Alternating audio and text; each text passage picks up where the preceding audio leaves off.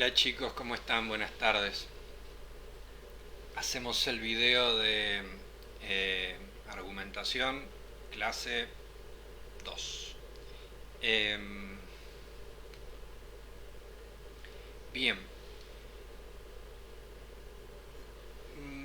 yendo a la argumentación académica, que es más o menos lo que nos va a interesar, em, si yo le pido a un alumno que produzca un texto argumentativo, un ensayito, una monografía con hipótesis, ¿no? Eh, lo primero que va a tener que elegir es el tema, que puede parecer muy sencillo, pero no es lo más sencillo probablemente, ¿sí? Lo primero que vamos a tener que pensar entonces es de qué tema vamos a hablar, y para eso tenemos que determinar qué temas son sujetos de argumentación, qué temas son susceptibles de ser argumentados.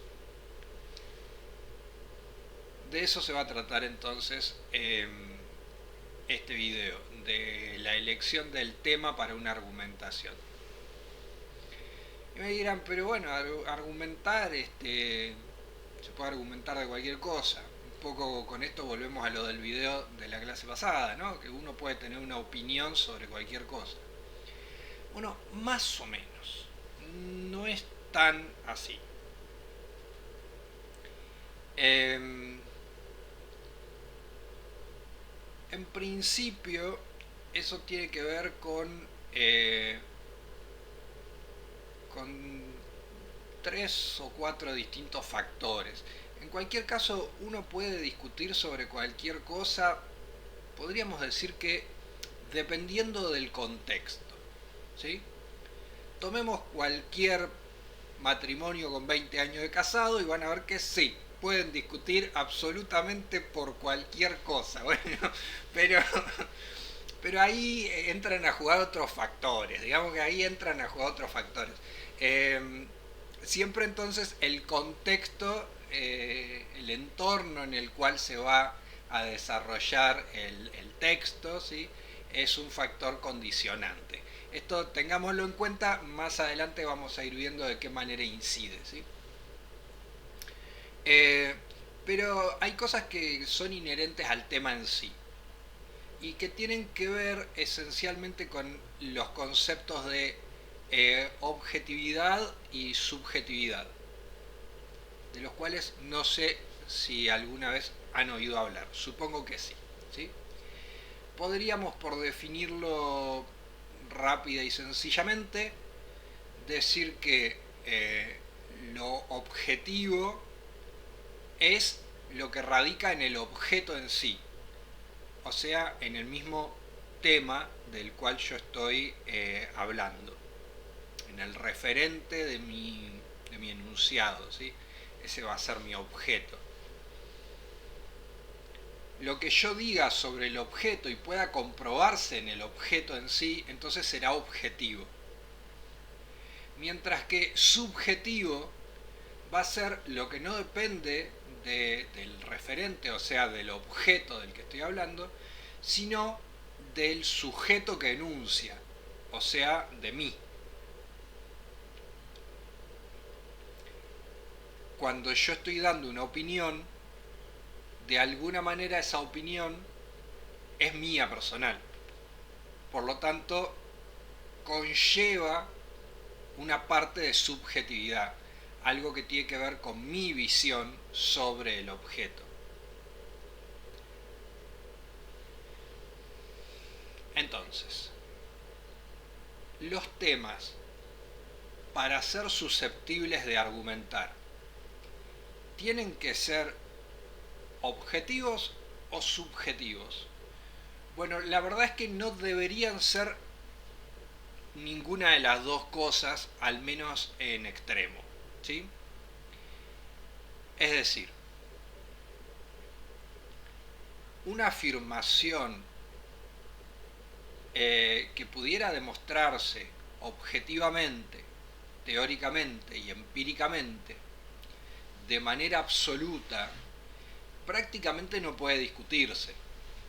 por lo tanto no es buena para argumentar, porque no se van a poder sostener diferentes hipótesis sobre el mismo tema, ¿sí? Eh, si mi hipótesis es que el triángulo tiene tres lados, y sí, sí, objetivamente el triángulo tiene tres lados. Eh, bueno, fundamentalmente en matemáticas vamos a encontrar muchos conceptos matemáticos, definiciones matemáticas que son muy objetivas y que por lo tanto no son discutibles, podríamos decir, ¿sí? Yéndome al otro extremo, una cosa que fuera completamente subjetiva, que dependiera solamente de mi opinión, de incluso podríamos decir de mi gusto personal, ¿sí? Mi color favorito, mi sabor favorito de helado, ¿sí? Tampoco se puede discutir, ¿sí? Si mi hipótesis es mi esposa es la mujer más linda del mundo, no, no es una hipótesis argumentable, ¿sí? Eh, porque seguramente a cada uno de ustedes les parecerá que su esposa es la más linda del mundo, ¿no? Sí, yo sabía que sí. Eh, o su esposo, ¿no? Porque tengo alumnos y alumnas. O su novio, perdón, porque también habrá chicos solteros. Bien, este, ahí está. No, no se puede sostener una argumentación sobre un principio, sobre un tema que es tan absolutamente subjetivo, ¿sí? Normalmente los temas que vamos a someter a argumentación van a tener una combinación de las dos cosas. Va a haber un aspecto subjetivo, porque ahí va a estar, como yo les decía, mi mirada sobre el fenómeno, ¿sí? Mi hipótesis siempre va a ser hasta cierto punto personal, va a tener que ver con mi observación, con mi punto de vista, eh, pero al mismo tiempo lo que yo espero es encontrar argumentos hasta cierto punto objetivos para poder sostener esa hipótesis, ¿sí? Por lo tanto no puede basarse en la subjetividad absoluta, ¿sí? Acá es donde un poco entra a jugar lo que les decía yo antes acerca de el contexto o el entorno de la argumentación, ¿sí? Las ciencias duras por lo general van a tener una mayor cantidad de apoyo experimental y por lo tanto objetivo, más información objetivamente comprobable, ¿sí? Mientras que las ciencias sociales, las ciencias humanas van a tener seguramente una mayor proporción de subjetividad en sus postulados, ¿sí? Hasta tal punto esto es así que a veces en el sentido común cuando yo hablo de ciencias sociales o ciencias humanas, mis alumnos me dicen, ¿eso existe, profesor? O sea, porque piensan en la ciencia siempre como un tipo con una bata en un laboratorio con un tubo de ensayo. Eh, y no es así, ¿sí? También piensan tal vez que todo lo que es científico es objetivo en un 100%. Y eso tampoco es así y también depende mucho del momento histórico en el que estemos hablando. Actualmente estamos acostumbrados a que los elementos de medición y de observación son cada vez más precisos y por lo tanto podemos tener cada vez mayor cantidad de información objetiva sobre algunas cosas, ¿sí? Pero sobre otras cosas no y hay que seguir hipotetizando. Creo que bueno, el último año que nos tocó vivir ha puesto esto bastante de manifiesto y bastante en claro.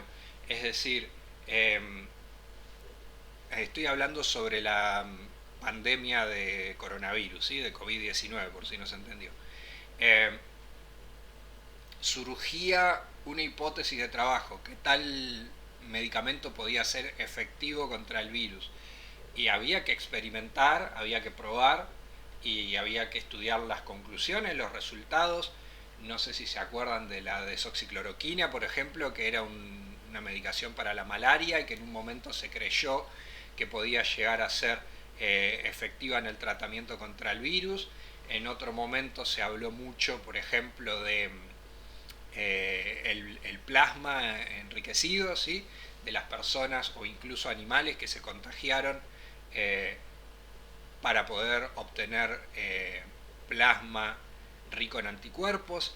Después los estudios parece que no arrojaron resultados positivos, pero de momento se trabajaban sobre hipótesis, ¿sí? Es decir, sobre, podríamos decir, opiniones. Opiniones que estaban todavía sujetas a ser demostradas.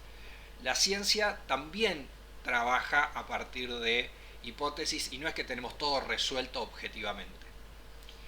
Si ahí, en vez de una cosa, una ciencia natural o una ciencia exacta, ¿sí?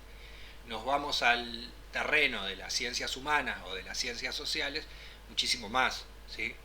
Eh, sobre sociología o sobre economía, hay cosas sobre las que todavía no hay un acuerdo científico eh,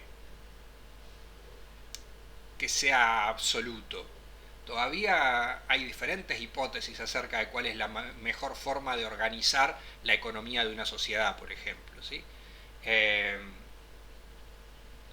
Todavía hay gente que sostiene que tenía la razón Adam Smith, y hay gente que sostiene que tenía la razón Karl Marx, y hay gente que sostiene que tenía la razón Keynes o que tenía la razón Hessel, y estamos hablando de hipótesis que tienen en algunos casos 150 años, 200, ¿sí? Y sin embargo todavía no han podido ser demostradas de manera absoluta, porque la sociedad no es un laboratorio, ¿sí? Entonces ahí es donde entra a jugar lo que yo les decía acerca de cuál es el contexto en el que entra a jugar mi texto argumentativo, ¿sí? Dentro de qué universo de otros textos funciona. Bien. El otro aspecto que hay que tener en cuenta para la elección del tema, bueno, es que siempre que yo pueda sostener dos hipótesis sobre un tema, ese tema va a ser argumentable. Dos hipótesis distintas, ¿no? Eh, no obstante, es muy probable que ustedes vean que una de las dos hipótesis es más fácil de argumentar. Que no les parezca mal esto. Si les parece que una hipótesis es más fácil de argumentar, es probablemente porque sea más correcta. Es probablemente al menos porque coincida mejor con lo que ustedes mismos creen, ¿sí? Ahora, esto entra dentro de esa zona gris de lo que puede ser fácil y lo que puede ser difícil, pero siempre estamos hablando sobre dos hipótesis que las dos sean argumentables, que las dos sean posibles, digamos. Que yo no me encuentre una evidencia empírica abrumadora en contra de una de las dos hipótesis, porque ahí básicamente cada vez se vuelve menos argumentable, ¿sí? Y en ese punto nos vamos a encontrar con este último elemento del que yo les quería hablar, que es el tabú. Es decir, hay hipótesis que parece que no son argumentables, pero porque socialmente hay una especie de acuerdo acerca de cuál es la respuesta posible y no hay voluntad de moverse de ahí, ¿sí? Siempre que yo diga que hay un acuerdo social no quiere decir que a cada uno de nosotros nos hayan preguntado nuestra opinión, sino que bueno, funciona el sentido común, funciona esa gran abstracción que llamamos el imaginario colectivo o el sentido común, donde ya hay una respuesta dada a esa pregunta y no hay una intención seria de cuestionarse esa respuesta, ¿sí? Vamos a pensarlo de manera sencilla. En la Edad Media, cualquier hipótesis que fuera en contra de la idea del rey o de la idea de Dios era automáticamente desprestigiada, ¿sí? Perdía automáticamente toda validez como discurso, porque la idea de Dios y la idea de la monarquía eran de alguna manera dos tabús sociales, ¿sí? Eran eh, cuestiones sobre las cuales la sociedad no estaba dispuesta a aceptar un cuestionamiento, ¿sí? La sociedad, las instituciones, la misma monarquía, la misma iglesia, obviamente, que tenían muchísimo poder y muchísimo peso, no estaban dispuestos bajo ningún concepto a ser cuestionados por un discurso, ¿sí? Entonces podía uno terminar preso, podía terminar en la hoguera o lo que fuera. Eso es un tabú, ¿se entiende? Un tema del cual no se puede hablar. Eso hace que haya una sola hipótesis posible y por lo tanto no sea argumentable, ¿sí? Como digo, de nuevo, acá entra a jugar el contexto.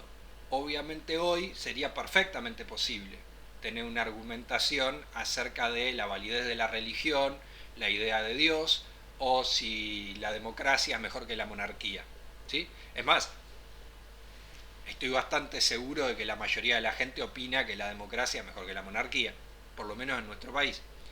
Ahora, si uno lo plantea en Inglaterra o en España, donde hay monarquías, de todas formas, ese sería un tema sujeto a debate, porque ya no es una monarquía absolutista, ¿sí? Porque no hay una censura o un tabú social acerca de ese tema, ¿sí?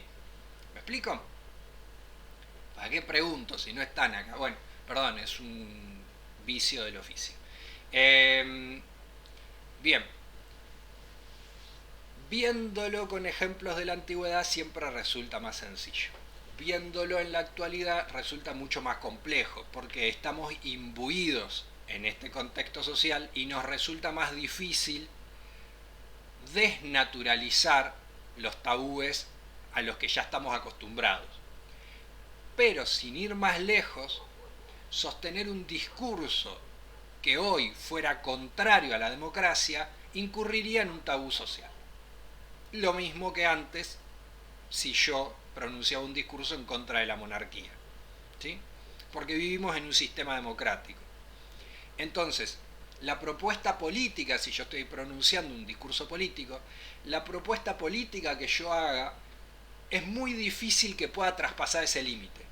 Yo puedo decir que un partido es mejor que otro, puedo decir que un candidato es mejor que otro, pero si yo cuestiono la democracia como sistema, inmediatamente mi discurso va a perder total legitimidad en el sentido común, ¿sí?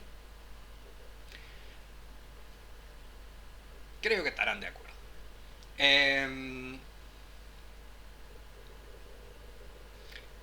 De nuevo, lo que funciona acá es el contexto.